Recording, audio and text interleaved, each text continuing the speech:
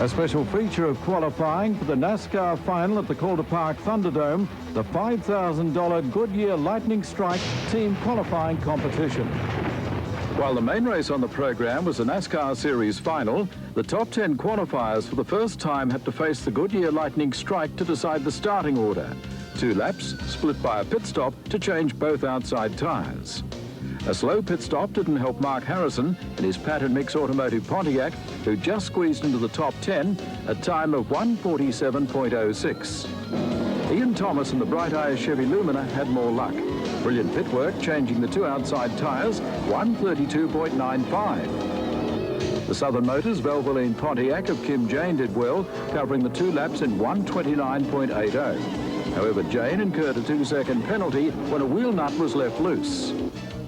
Denzel Mead in the Calder Computer Management Chevy Lumina was again hampered by pit stop problems, a time of 1:46.87 for the Goodyear Lightning Strike.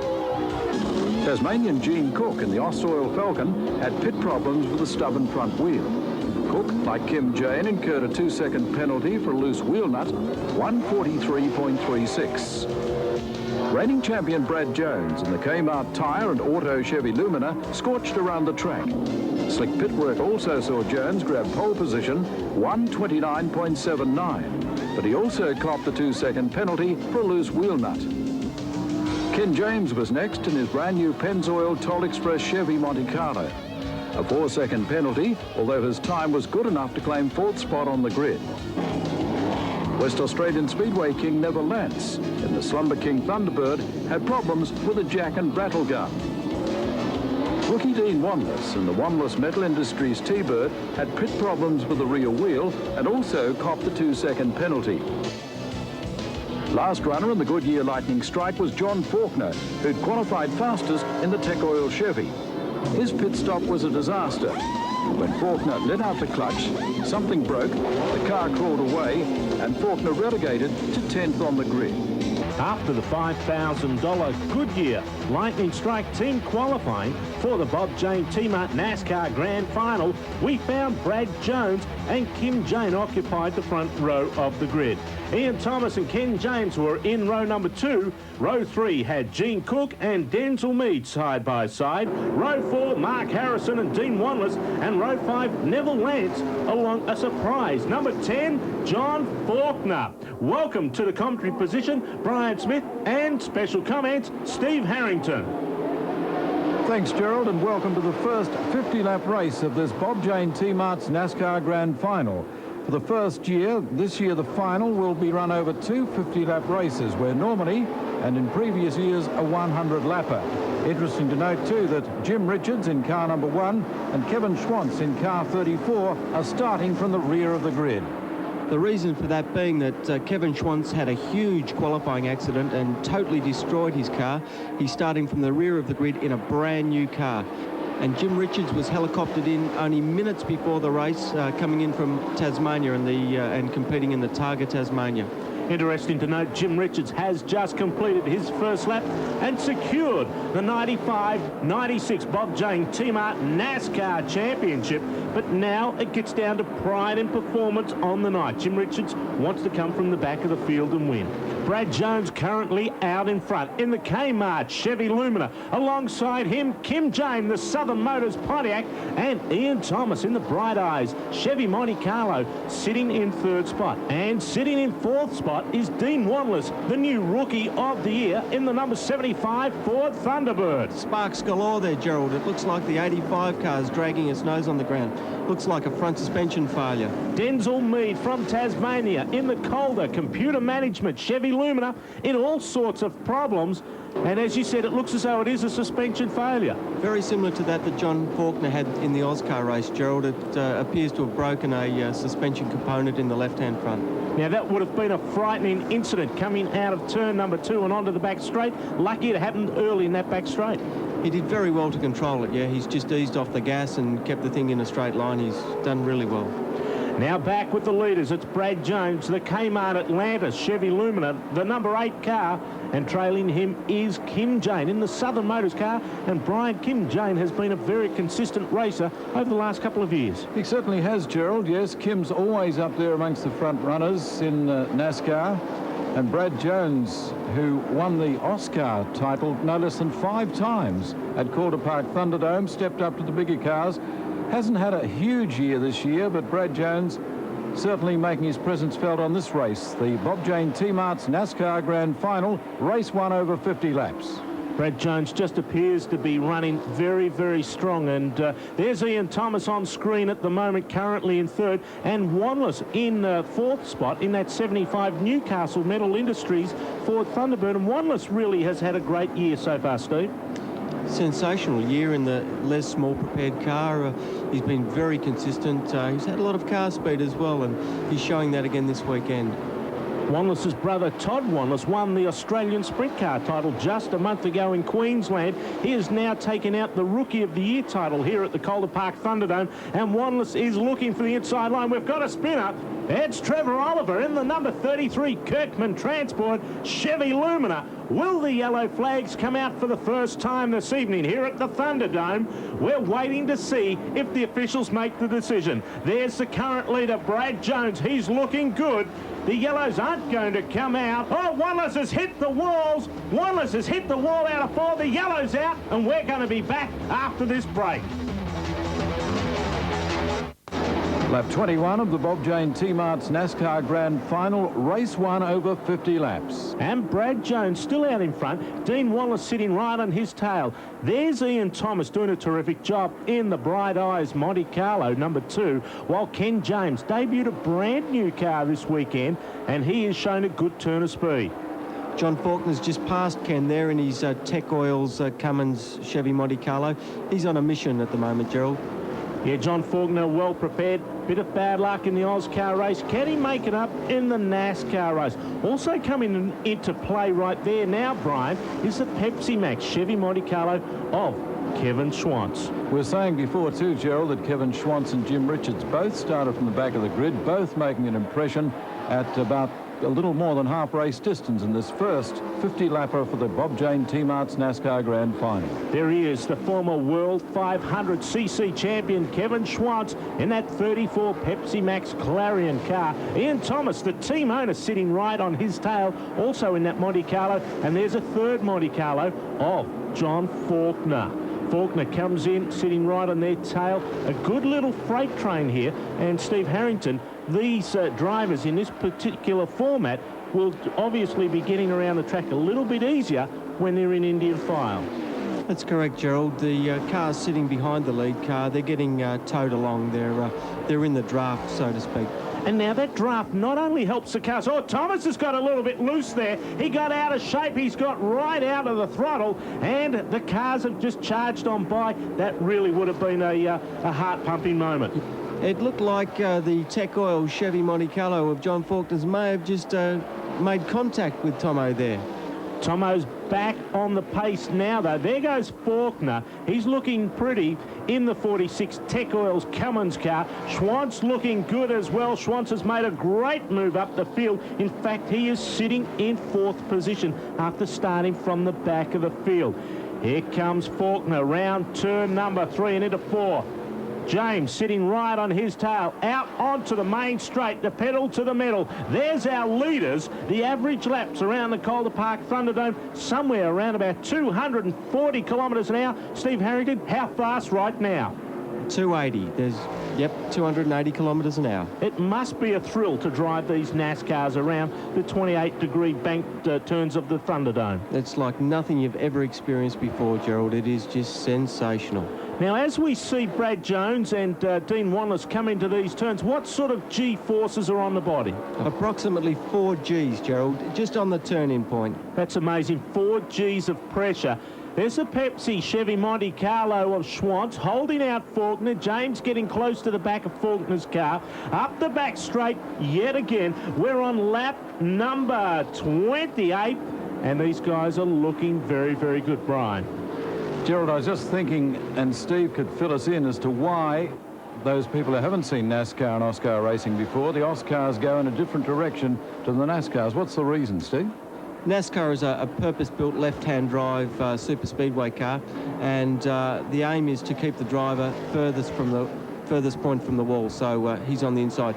With Oscar, they're right-hand drive, so they go the opposite direction. NASCAR, of course, was born in the United States of America. It is the world's largest spectator drawing motorsport. And we see Kevin Schwantz in that Pepsi Max car leading that freight train across that start-finish line yet again. Schwantz is hoping to go back to the home, to the United States, and make a name for himself in NASCAR. As a motorcycle racer in the US, he's not really well known. Interesting to note here, Gerald, it looks like these this bunch of 4 or 5 cars are just feeling each other out. They're just checking out how their car's balanced and trying to form a strategy for later in the race after the halfway break. And of course, Steve, while this is a tri-oval speedway, we've also seen NASCAR raced on road circuits. Yeah, I mean, NASCAR's fantastic. It's got all the attributes of a good road racing car. It has plenty of power, it has slick tyres, it has great brakes, and a well set up NASCAR on a road circuit is a particularly nice car to drive. We have got a report from race control. There's debris on the track and we're going yellow. Lap 45 of the Bob Jane T-Marts NASCAR Grand Final, the first race over 50 laps. And Brad Jones still looking comfortable there with Dean Wanless right on his tail. Richards has made a great move up the field. He is now up to position number 5 from the back. That's a splendid drive from Jim. The car's obviously working well. His Dick Midgley prepared Pontiac Grand Prix. But it's still Brad Jones and Dean Wanless. And Brian, this is a battle royale between these two, the master and the rookie. Brad Jones, 5 times Oscar champion at Calder Park Thunderdome, now leading the way in NASCARs. So Jones heading up the back straight. Wanless looking down the inside line. They're coming up on slower traffic. Wanless will duck in behind Jones this time around. And Steve, it's a time to play it cool. Well, I agree with you, Gerald, but it looks like Dean's got his heart set on being the first car over the line for the halfway mark. Well, he's on a charge at the moment. Well, Dean Wanless did say to me prior to this race that he sat back all season. He wanted to learn the ropes, and tonight is the night he's going to go for it, quite literally. Yeah, it looks like he's going to have a dip now. I think we're only about a lap or 2 out, and Dean's certainly on a charge. Look, there you go, they've touched. Oh, Wanless is gone. He's gone around. He's hit the wall. James has swerved to avoid him, but Wanless has put it all on the line, and it's all gone crunch. Yeah, look, you can just see Dean's clip Bradley on the way in, and he's hit the wall hard again. Look at that. What about Ken James? He's turned left in the 01 car. He's just avoided all the trouble. Now that brings the red flag out along with the yellow. This is the halfway mark of the 100-lap Bob Jane T-Mart NASCAR Grand Final. And Steve Harrington, the tactics here. None of the crews are allowed to actually touch the cars. That's correct, Gerald. What happens is the cars go along and they stop on the back straight. The only form of communication they've got with their pit is via radio, so it can be very frustrating. They're not actually allowed to do any physical work on the car whatsoever. Hang on, Steve. Brad Jones has stopped there. He's out of formation. The officials are waving him on. The officials approaching Brad Jones in the car, but it looks as though he is intending to stop exactly there. What happened? What happened? The way I see it is the pit lane was closed and the flag was out and I come in the pits. So now I've got a puncher and they're expecting me to start the race with a car like this. Does that make any sense to you? Well, the situation is here with Brad that he has a punctured tyre, that what he must do is come in the pit lane and remain there and not work on the car until the green flag is shown for the restart. They cannot start work on that car until the green flag is shown to start racing again. As Brad Jones moves to his position, we'll be back after the break to see what happens. Lap 51, the Bob Jane T-Marts NASCAR Grand Final. And this is part 2 of the 100-lap race here at the Calder Park Thunderdome. Brad Jones is in the pit area. We saw before the break the drama that unfolded here at the Calder Park Thunderdome. The crew couldn't touch the car until the green flag waved. The field is streaking away, but the crew on the Kmart Atlanta's car are working hard. They're replacing 4 tyres, and strategy-wise, Steve Harrington, this mightn't be the right move, because you must bear in mind that the team still have to come in for a compulsory pit stop to replace 2 tyres. I think you're right there, Gerald. The strategy would have been, in this case, I think, just to replace the damaged tyre and get back out without losing a lap. There you go. You can see that Bradley's lost a lap already. Well, Kim Jane is doing a terrific job at the head of the field. Sitting right behind him is Jimmy Richards, and they're back. Just behind them, Kevin Schwantz, John Faulkner, and Neville Lance in that big bunch of cars. It's going to be a great race right to the flag, but bearing in mind the compulsory pit stop happens between laps 65 and 80. 2 outside tyres must be changed. When are the drivers going to come in? We saw in the Goodyear lightning strike too the variance, the difference, the time differential, Gerald, between the really superior fast teams and the slower teams. So this race could hinge on that compulsory pit stop. John Faulkner's Tech Oils, Cummins, Diesel, Chevy Monte Carlo looking extremely good there. There's our leaders. It's Kim Jane and Jimmy Richards. There's the Valvoline Bob Jane T-Mart in-car camera of Jimmy Richards right on the tail of Kim Jane as they come out of turn 2 and head up the back straight. Jimmy started at the back of the field. He's driven all the way. He's coming from second into first. This is a terrific drive, a fantastic drive. Jim Richards has flown from Tasmania today, then dropped by helicopter at Calder, where he was competing, of course, in Tasmania in the Targa Tasmania. But now Jim Richards, in car number 1, is leading this grand final of the Bob Jane T-Marts NASCAR competition. They're on lap 55 here at the Calder Park Thunderdome, and Jimmy Richards has started from last. He is first. The battle is on in earnest. There are still 45 laps to go. Ken James goes under John Faulkner again, and that has proven to be a great battle so far tonight, Steve. That's right, Gerald, but John just got ran wide there into one, and his Tech Oils Cummins Monte Carlo was forced very high on the track, so he just lost a bit of car speed out of 2 there, and Ken was able to get past him. Richards looking very good. The Dick Midgley prepared Valvoline Bob Jane T-Mart number 1 Pontiac. Former Australian touring car champion, winner of the Bathurst 1005 times. Jimmy is just a master of motor racing, and NASCAR, he loves this form of motorsport equally as anything else that he's ever done before. It's such an exciting form of motorsport though, Gerald. The cars are so exhilarating to drive, and if anyone ever gets the opportunity, they should jump in the passenger seat and go for a lap of Calder Park Thunderdome, because it is unbelievable. Looking in Jimmy's car again. He takes the inside line under traffic. There's Brad Jones. He's trying to get that lap back. He's only a couple of car lengths behind Richards and also Kim Jane. So this will be interesting to see if they will let Brad pass. I would imagine that they wouldn't really mind. They want to let him pass and get him out of the way. Well, Bradley has a definite car advantage here, Gerald. As we noticed earlier in that pit stop, he took on 4 brand new tyres, so he has a definite advantage there, and he's on a mission. He's out trying to get his laps back. Richards looking very good. Obviously what Brad Jones would be hoping for is to get in front of both Richards and also Kim Jane, then a yellow to come out. That would then put him on the inside line at the front. That's correct. That's what Bradley needs. He needs to get back out in front of these cars, and he needs to pray for a yellow so that he can get that lap back, and then he can afford to race with the leaders again and try and get back on the lead lap. Brad Jones has got past Kim Jane. Now he's looking for Jimmy Richards as they come again into turns 1 and 2. Richards looking good. Dick Midgley from Canada flies over for every meeting. Fantastic effort by his team to put this car on the track.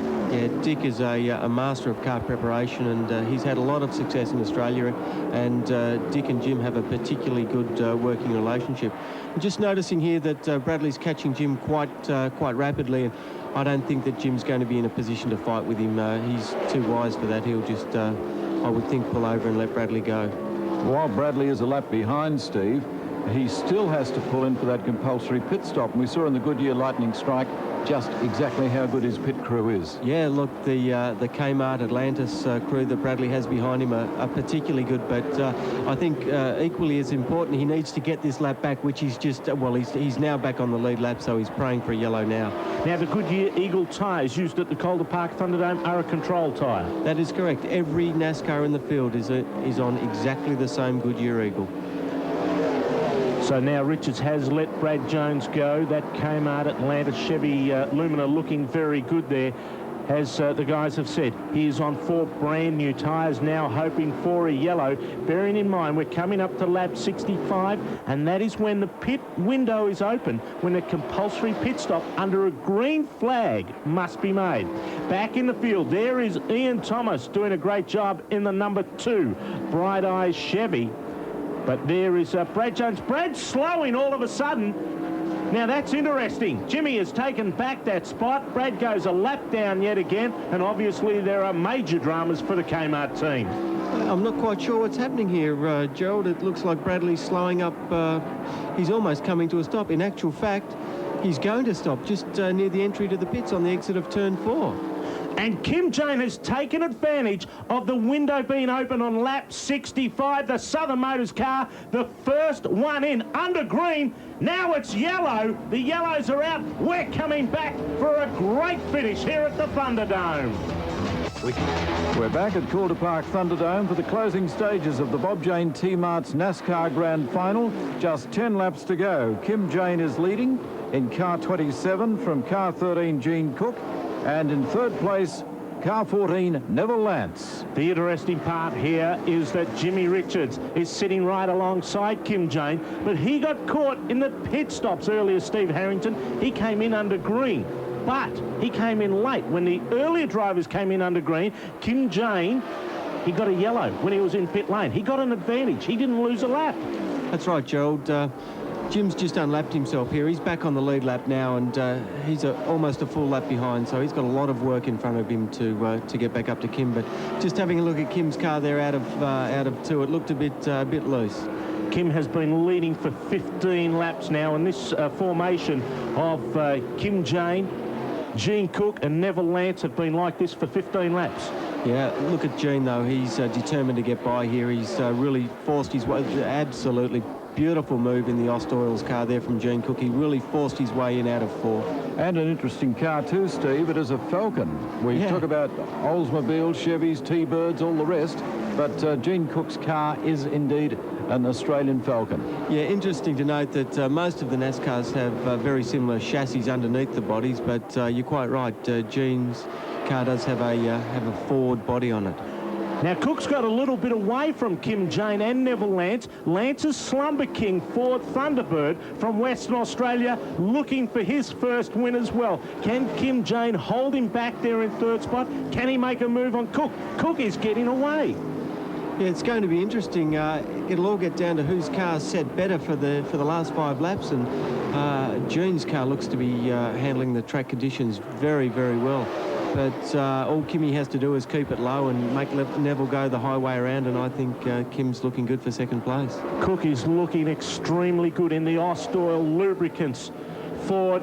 There's Jane, Lance right on his tail. Unlike other motorsports, NASCAR is different. The draft helps you. It speeds you up.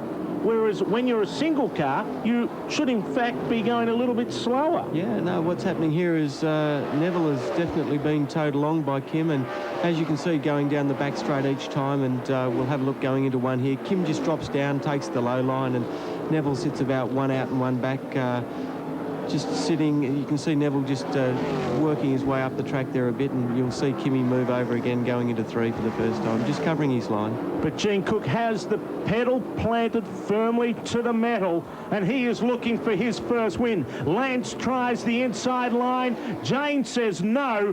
It is Gene Cook leads him across the line. There's Kim Jane, but Cook is looking very good, the Ostoil car. Jane, again, the Pontiac. A Pontiac squeezed between 2 Fords. It's out of turn number 2 and up the back straight. They will reach in excess of 280 kilometres per hour before standing hard on those brakes and going into turns 3 and 4. You can just see the Ostoil car of Gene Cook's there. It's working exceptionally good. And here's the white flag. 1 lap to go, Gerald. Well, the emotion, Brian, in the car must be incredible. Gene Cook looks to be on his maiden voyage to victory. I can look inside that car almost, Gerald, and see the big smile of genial Gene Cook as he's got half a lap to go to complete and to win his first race here at the Calder Park Thunderdome. So Cook comes out of turn number 4 and onto the main straight at the Thunderdome. Who's going to take second and third? Cook's going to take the winner. Checkered flag goes, and it's Kim Jane just ahead of Neville Lance. But there's the winner, the Ostoil Falcon of Gene Cook. First over the line, Gene Cook, Kim Jane in second place, Neville Lance in third, Jim Richards in fourth, and Kevin Schwantz in fifth place in the Bob Jane T-Marts NASCAR Grand Final. For the championship, Jim Richards the winner, Kim Jane in second place, John Faulkner third, Dean Wanless fourth, and Bradley Jones running in fifth place. Gene Cook winning his first ever race at the Thunderdome, certainly a very happy man. Gene Cook, I don't think there's a bigger smile in all of Australia. Congratulations. This is a win for the guys that really try hard all the time without the bone. Yeah, this is terrific. I think we finished up second, did we? Number 1. Did we win it? You won! I thought I was second. I was happy enough about that. Well, that's even better still.